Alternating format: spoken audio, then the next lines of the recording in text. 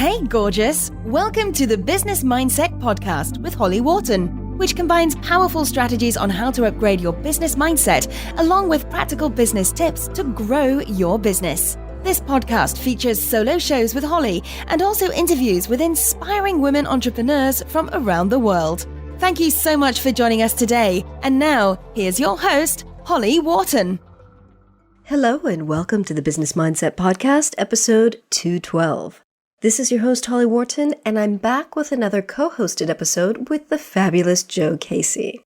Today, we're going to talk about how to create deeper connections and how to add more depth to our marketing. Why are we talking about this? Because there's so much noise online. People are doing daily Facebook Lives, but is it really useful? Is it useful to just tick off the boxes of stuff to get out there and be visible? Is business visibility really about putting lots of crap out there, or is it more about creating deep, meaningful connections through deeper marketing? I think it's the latter, and so does Joe. So we're discussing how to create more depth in marketing on this episode. So what will you learn today? We're going to talk about how to get beyond just ticking off your visibility to-do list, how to share deeper stories about your journey, how to tell the difference between deep sharing and superficial sharing. We're going to talk about what deep visibility actually looks like, how to tell the difference between exposure and intimacy. We're going to explore the questions you need to ask yourself so that you can talk about the stuff that matters to you. And we're also going to explore what kinds of stories you can share to create deeper connections. So I hope that you find this episode interesting and useful. This topic of deeper marketing is something that keeps coming up in conversations with my business friends and I. So as always, when I notice that we start talking about the same things over and over with different business friends, I know it's time to bring it to the podcast. So hope you find this interesting and useful. Thank you for listening. Hello, this is Holly Wharton, and Joe Casey and I are back with another co-hosted episode. Today we are talking about how to add more depth to your marketing. We're going to be talking about how powerful it can be when you move beyond just ticking things off boxes, like doing today's Facebook Live and doing another podcast episode, and moving into having more deep, in-depth conversations with your community and sharing more in-depth stories about your journey. And we're going to talk about how can you tell the difference between something that's deep, something that's more superficial, and how to get beyond just ticking off the boxes and doing the stuff that a lot of people say you need to do to be more visible. So we're going to be talking about deep visibility rather than kind of superficial visibility. So, hey Joe. Hey. Welcome back. Thank you. I'm looking forward to this one. Me too. I'm somebody I don't think I can do superficial very well. Good. Well, and I know I have been guilty of doing superficial, so I'm happy to talk about all that stuff. So let's talk a little bit about how do you tell the difference between something that's superficial, something that's deep. Like you said, you don't do superficial. So tell us about how you know you're diving deep enough. It's more the fact, so I suppose if you're familiar with the Myers-Briggs thing, I'm an INFP, which means I'm an introvert and I go deep. It's like I don't have the gene for small talk. I've really genuinely had to learn how to do small talk. Mm-hmm. Like somebody had to tell me, just ask them about the weather, ask them what their plans are for the holidays, ask them that. And I was like, I have no idea. So otherwise I will just stand there in silence because I'm really want to go, hi, how are you? What's the worst thing that ever happened to you in your childhood? I'm just like, and socially, that's not great. So no, you must be a lot of fun at parties. Oh yeah, I'm a laugh a minute. But so actually coaching became a very natural progression for me because I am the one at parties who everyone is telling their deepest, darkest secrets to, or their breakup stories, or their, so I'm really good at holding space for people. I'm a really great listener. So that's me at parties. You'll find one-on-one conversation with somebody probably telling me their tale of woe. So yeah, the thing that I struggled with and still do with the whole kind of marketing and building a business is how can you create a business with meaning in this arena, which very often just seems very shallow and noisy and lots of people shouting, and how can you create those intimate conversations and have that depth and stuff there. So I guess I've had the kind of the opposite problem with it, maybe what you're saying. Right. So you've never had to deal with the perils of being too shallow. I would really like to. Yeah, I would really like. I'll just lighten up for goodness sake. But yeah, I really struggle with that. This topic came up because it recently came up, or this morning, in a session with one of my coaches. And so we were talking about how I need to step up and be more visible, but not in a superficial way. Like, I need to be talking more about the deep stuff. And I have journeyed more towards that, but I feel like I need to take it even deeper. And I have found that since I began sharing kind of more aspects of myself and more about who I am and what I do, particularly the channeling stuff, which I always thought was a bit too weird to talk about, I feel like I'm creating better connections with people because people are seeing more sides of me that they couldn't see before, that maybe I would kind of mention on my podcast or in conversation with people, but it wasn't until last week that I actually did a video, or a couple of weeks ago, that I actually did a video channeling my guides and recorded it and put it on YouTube and thought, oh my God, what am I doing? That is so cool. That is. I love stuff like that. Whereas if you'd been, I don't know, talking through what you have for dinner that night, I would just like, my daughter watches YouTube a lot. She's 7. And there's this whole generation of kids who now don't watch TV or movies or anything like that. They just watch YouTube. I marvel at these people who every day, these families or these kids will post a video of them just doing the most inane things in their life. Like, here we are going to the store. Here we are opening some stuff. Here I am cooking dinner. And it's like, my kid laps it up. And I'm like, I don't get that. Why? I want to find out about who these people are. And I think there is this thing online where we mistake intimacy for just exposure. Yes, exactly. Exactly. And when I was talking about this with my coach this morning, I said, it's like the joke they used to make about Twitter. I don't want to hear what someone had for breakfast this morning. Now, we all know Twitter's moved beyond that, but I think a lot of these things, social networks, when they started out with very superficial kind of connections. Yeah, I was listening to somebody said that, when Twitter first started out, it was just basically meant to be people checking in with their friends and saying, I'm in the club, come find me, and things like that. Whereas now Twitter just seems to have descended into people yelling at each other. Yeah. Yeah, I think you're right. And I think one of the challenges as humans is as we become more digitized, we still have this hardwired need for connection, for story, for that human to human. Let me see you, you can see me. And I think what's interesting is that we're now finding out ways of how we can use technology to help us with that. Because I think especially with something like coaching or being a service-based entrepreneur, you're not just saying, here's my fabulous t-shirt, look, you can see the quality, you can look at the design, because that's not what we're selling. What we are selling is a much more intimate service. And so people need to get to know us in a way that is a lot more intimate. And intimate is such a loaded word, I'm realizing, as I'm saying it a lot, because that has its own challenges as well. You have to have really good boundaries around that too, as how close a relationship do you want, how much do you share. But I think we can't continue, as an industry rather, we can't continue just doing the superficial stuff. People are so sick of the 6 figures in 6 minutes type nonsense, because we know it's nonsense. And there's so much noise though. It's like so many people doing like daily live streams about superficial stuff, or putting content out there for the sake of putting content in, I guess, to be visible, because I guess there's probably some marketing coach out there that says you need to do X amount of things every day. And I think that's where people fall into that trap of the hustle, the busy work, and they're doing these daily live streams. Is anyone watching them? Are they getting clients from them? Are they creating true connections, or are they just creating noise? Yeah, exactly. See, I'm always of the mind, this is an introvert thing, of walking this line between, I know I have to be putting content out there, but I don't want to be putting it out just for the sake of it. Yep. And so I would sooner send something out once a week that has some heart and some thought behind it, rather than doing something every day that is just me kind of going, hey, here was my morning walk today, or hey, here is and I think that's why I'm not so good on things like Instagram or Twitter. I gave up on Twitter a long time ago, because my brain doesn't work in that way.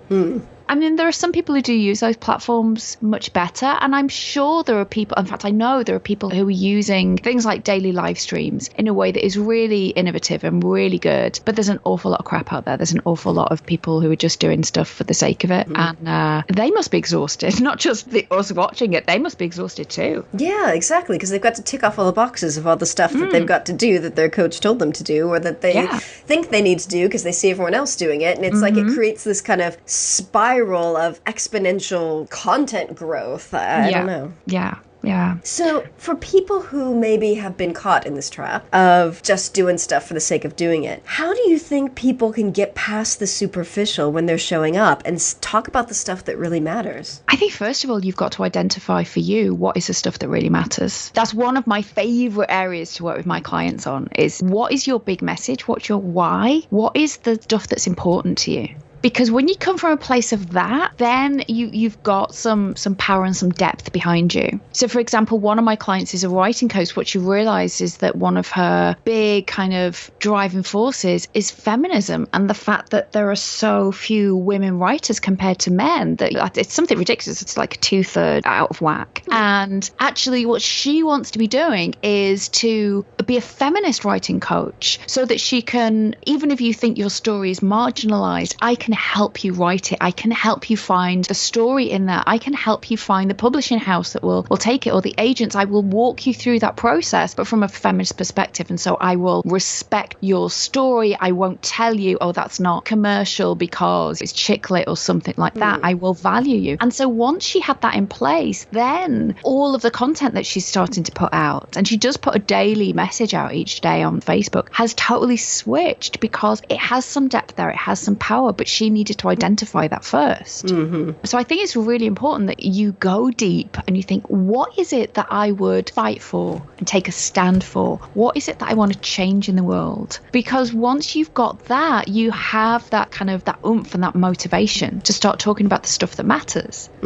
Like me, I don't just talk to people about how I will help you get more clients. I talk to them about, I will help you get your big message out in the world. I will help you to overcome your feminine conditioning so that you can get your big message out in the world. And when you are doing that, then you get more clients, then you generate more income, then you make more of an impact. But it was that piece behind it. When I went through a phase where I felt like my marketing was a lot about, I help you get more clients, here's how to get more clients, here's some of the things to do. But actually, if you don't have that big why behind it, if you don't understand what your purpose is, what your why is, if you don't understand what your clients really want, then actually that just becomes really difficult. You're tap dancing for your supper type thing, and it's shallow for everybody. Exactly. And it's much more effective when you have your big why there as well. Because that's what makes you different. That's what differentiates you from all the other coaches who work with coaches who help them get clients, among other things. Exactly. So how about you? What have you been finding? Well, this is just starting to think about this again from a different perspective, because I recently, when I launched my heart-centered energy work a couple of months ago, ran a special for it to try to get people to trying it out, because it was a new thing, no one had ever heard of it, and I did a lot of the ticking the box things. Like, I made a list in Asana of all the stuff I wanted to do to get visible a little bit every day, and I did the stuff and I ticked the boxes. And got me out there. I got clients, but it didn't feel great. Like, I just felt like I was just going through the motions of doing the stuff I had put in my Asana. And so the following month, I kind of went into hibernation and did nothing to get clients. And as a result, didn't get clients because it was like I was so burnt out from doing the stuff. And I think some of the stuff that I put out there was good. Some of it was probably not so good, but it wasn't the deep kind of connection that I want to be making with people. So I'm really at a point now where I'm starting to rethink my message, and I feel like I just did this not that long ago, but rethinking like what my message is and like what it is that I'm here to help people with, because I think it's not what I originally thought it was. It's a lot more than just mindset, especially now that I'm working with this new process, which also involves energy work. It's more about kind of creating big transformation at a deep level. So as I get clear on that, I think that's going to help me add more depth to my marketing and make, kind of deeper connections with people.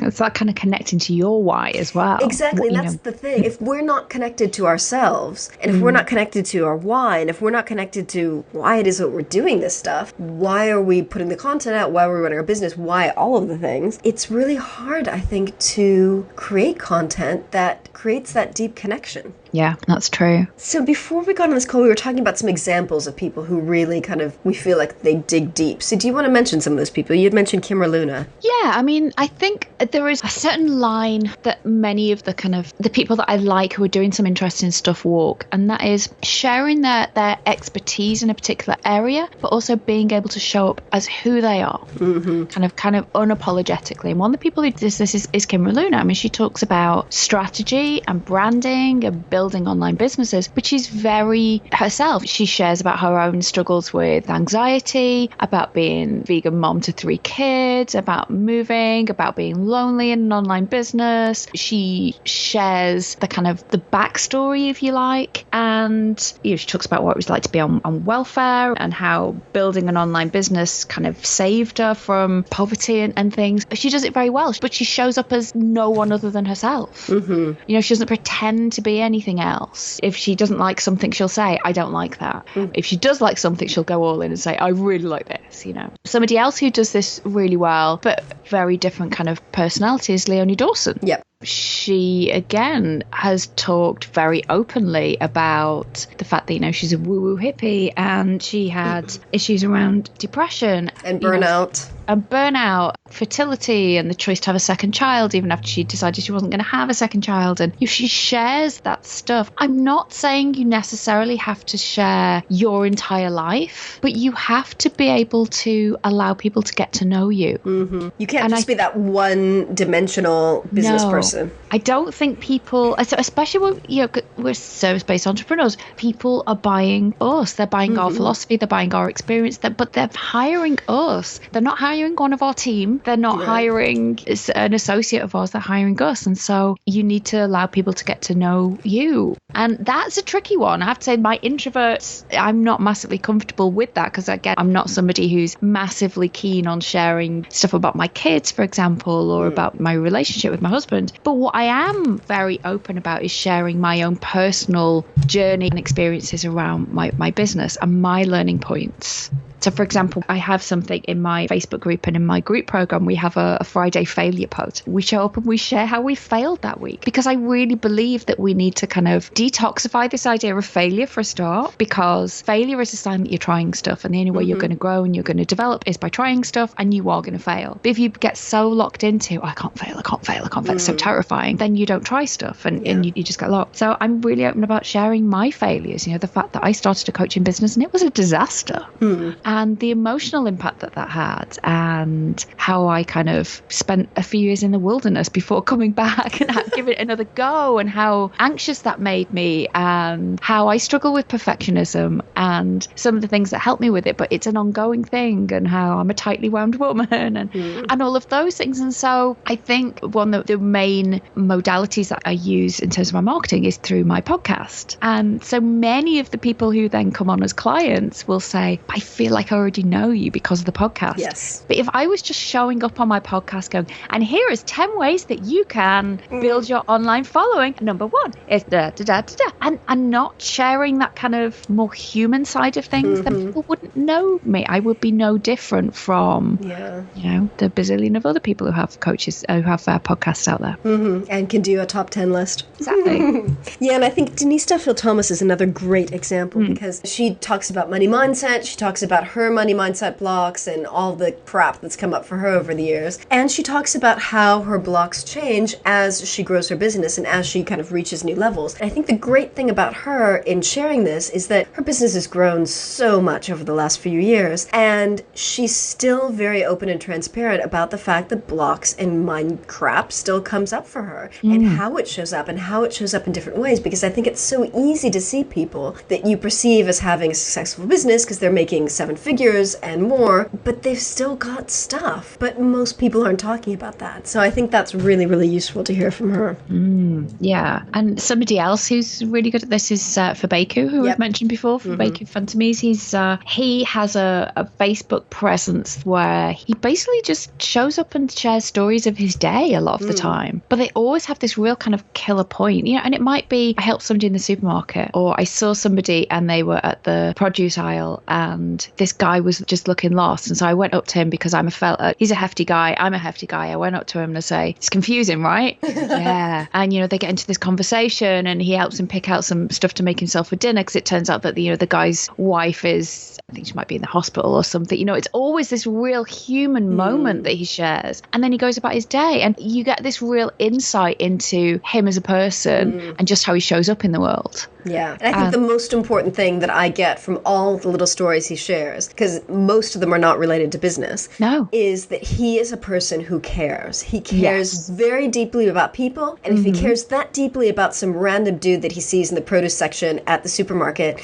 how much does he care about his clients? Yeah, totally. So I think there is something in the stories that we tell and the willingness to share our stories. I'm crushing on Brene Brown again at the moment, because somebody who is such a huge influence on me and my work, and she's recently released something that through sounds true called Rising Strong as a Spiritual Practice. And so I'm now my second listen of it, and she just reiterates this point that we are hardwired for stories. And it's in sharing those stories, I think, that allows us to connect with people. Yes. And I'm thinking more and more about this in my work. You know, what is the story that you're telling yourself about your business? And if your story is right now, well, I have to show up as perfect and like I know everything, or people won't buy from me, then I think you're making your business more difficult than it needs to be. Yes. Because actually, when we show up with our human stories, when we share our missteps, when we share our fears, when we share our blocks, when we share our triumphs, yes. But, you know, when we give the kind of the backstory behind it and we show who we are as people, imperfect humans who can still really do some stuff in some areas and can really help you with this, I think that's when we can build these deeper connections. And that's when technology can really help us, because you can share those stories through podcasts, through videos, through writing, through blogs, through live streams, and get it out to more people. But it's like I have this idea of I want people to sit around my campfire. Yes. Rather than just this broadcast out into the, I don't know, the wilderness every day. It seems like lots and lots and lots of people shouting. And I think when you're in a room where everyone's shouting, the person who is whispering or just starts gently singing a song is the one that gets noticed. Because they're doing something different. Yeah, exactly. It's that simple. They're doing something different. Yeah. And the deep stuff is the stuff that's going to get shared. That's the stuff that people are talking about. It's the stuff that people are going to say, oh my God, I read this thing. They share it on Facebook. They share it on Twitter. They share it wherever. They talk about it to their friends. I read this story that was really amazing. And that's the stuff that spreads through word of mouth or word of click, because people remember the deep stuff. They don't remember the top 10 list on how to make your Facebook live streams better. No, exactly. So, have you got any things that you will go and try, Holly? Or are you still in the noodling about phase? Well, the first thing I'm going to do is listen to the recording from this morning's session and take some notes, because there's a lot of gold in there and I need to kind of plan my way forward. I'm starting with that. So it's about kind of going back to revisiting my message, really getting clear. Because, you know, we change. That's the thing. Like, whatever your message was last year or the year before or 5 years ago is not probably going to be the same thing today, because we're all growing and changing. So I need to think about, like, what it is that I want to share with people, and what are the conversations that I want to have, and what do I want to be talking about and sharing in my podcasts and my videos, blog posts, you know, that kind of thing. Oh, I can't wait. I think it's going to be really exciting. How about you? I am noodling around with the idea of starting to do a bit of video. Ooh. So maybe not so much live streams, because again, it's part of my introvert preference. I like to be able to prepare for stuff. I love teaching a class. So I'm maybe going to teach some more kind of live classes and webinars, but I like the idea of doing some video and maybe kind of sharing some more stuff on video. So I've been doing a bit of genning up on how to do that, and maybe add that as a dimension, and sharing more stories. I think I'm really keen on this idea of I want to share more of the 360 view of what running a business is actually like. I want to talk to more people about what are some of the things that have gone wrong, what have you overcome, that type of stuff, because I am so exhausted from all of the people just being so fabulously fabulous and just winning. We're so tired of winning, you know, it's all of that stuff, and it's just it's exhausting. I can't. I'm so tired of winning too. I'm just winning all the time. I win every second of the day. We are winning so much now. You mentioned stories again, and I think this is really important, because I do agree that people love stories, and stories are what. So for our listeners who may be thinking, well, what the heck stories do I have to share? What kinds of stories are you thinking of sharing, or what kinds of stories would you like to share, or what would you recommend to someone? Well, there's some good resources out there. I mean, the kind of the seminal work on kind of story work is Joseph Campbell's A Hero's Journey. So you can Google that. You can buy the book if you want to, but you can Google it. There's loads and loads of stuff about the different types of stories. So if you're that kind of left-brained, want to kind of work through it logically, want to kind of plan out, structure your stories, that's a really good resource. But I think it's about being able to share the journey to something rather than just the finished results. So I was just recording one of my podcast episodes before we jumped on, Holly, and I'm sharing a story of one of my first client disasters. And whereas at the time it was so painful, looking back on it, it's hilarious. I've been killing myself laughing, just thinking, oh my God, I'd forgotten then that happened. And I'd been telling some of my clients in my group program, because I have this group program called the Supernova Collective, and I'd been telling some of them about it, and they were killing themselves laughing as well. But then also saying, I feel so much better because I thought I was the only one who had things that went wrong with clients, or I was the only one who had put the thing out, announced my new website, and it just to crickets. I think it's really important to share the full thing, because one of my big whys as well is I don't want people to get to the point that I got to, which is you quit coaching because this feels too hard, because you think you're the only one who's not having the success. And actually it's not. For a lot of us, it just takes the circuitous route, and we need to tweak and pick yourself up again. I've said this before, this idea that resilience is about, you're going to have the failures, but then you need that bounce back ability. You need to be able to bounce back from that. So for me, a lot of it is around, I want to be sharing more of those stories and put the successes in context as well. Yes. I think that's really, really important, because it gives more depth, let me use that word once again, to the successes, because you can see the journey that someone took to get to where they are today. Whereas with a lot of the bigger name coaches, you just see where they are today and you don't hear so much about how they got there. And I love the journey bits. Yeah, me too. Because the journey has hope in it. Yes. Whereas the finished product is just, it's almost impenetrable. It's like, well, I can't possibly do a 6-figure launch. And so what's the point? In all honesty, no, you probably couldn't do a 6-figure launch unless you've got X thousands of people on your list and a really kind of branding team behind you and stuff like that. But that doesn't mean you can't earn a living. That doesn't mean that you can't get clients. That doesn't mean that you can't start where you are and build from there. Yeah. And that also doesn't mean that the person who did a 6-figure launch did not wake up one morning, start her business, build her website at 10 a.m. and then by 3 p.m. had a 6-figure launch. Exactly. It took years. Yeah. Marie Forleo was running her business as a side hustle for 7 years. And I love going back to that story because, it reminds you that it's not overnight success. But one of the things that the internet does is it kind of, makes it look like it's all been really easy, and it hasn't been the journey. So I'm really into people kind of sharing their journeys. I think that's one of the things I'm going to be exploring some more. Yay. We have good stuff to talk about. We do. So should we wrap this up? I feel like we're kind of at the point where we've covered everything that we had mentioned that we were going to cover. So hope that everyone found this to be useful. Yeah. And, get in touch. Drop us a line and share your stories. Yeah. I think this is the way that we connect much more deeply as humans, is through sharing our stories. And so, drop us a line. Share yours. Let's connect and let's start building human businesses with some meaning and some depth, and shun all that shiny, superficial stuff. Win. Yay.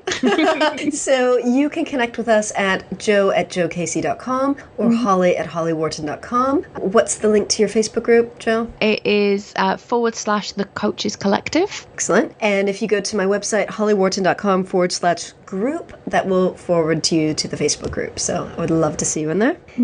And that's all for now. I hope that you enjoy your exploration of how to add more depth to your marketing. I hope you enjoy getting clear on what's the stuff you want to be sharing, what are your stories, and connecting with people in a deeper way. And we look forward to seeing your stuff. So if you send us your links, we would love to check that out too. Yeah, absolutely. Thank you so much, Holly. This has been lovely, as always. Thank you. Have a good day. You too. Thank you so much for listening.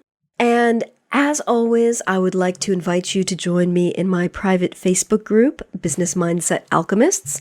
This is a Facebook group that is dedicated to exploring business mindset and how you can get the mindset you need to achieve your dreams, both in business and life, because it's all related. So if you're a woman entrepreneur, I would love to see you in there. Just go to hollywharton.com/group and you'll be redirected to the Facebook group, and I will welcome you in there as soon as I see you request to join. And also I wanted to mention, if you go to hollywharton.com/guest, that will redirect you to a Google form where you can fill out some questions if you'd like to be a guest on this show. You may know that I am not usually actively soliciting guests for the show because I've got a massive spreadsheet of women that I want to get on here. And I don't do interviews very often, but I want to bring a listener on the show. I want to talk about how the show has been useful to you, what you've learned from it, and how has exploring and working on your business mindset changed you and your business. So if you're interested, again, that's hollywharton.com/guest. Get in touch, fill out the form, and I will be going through them.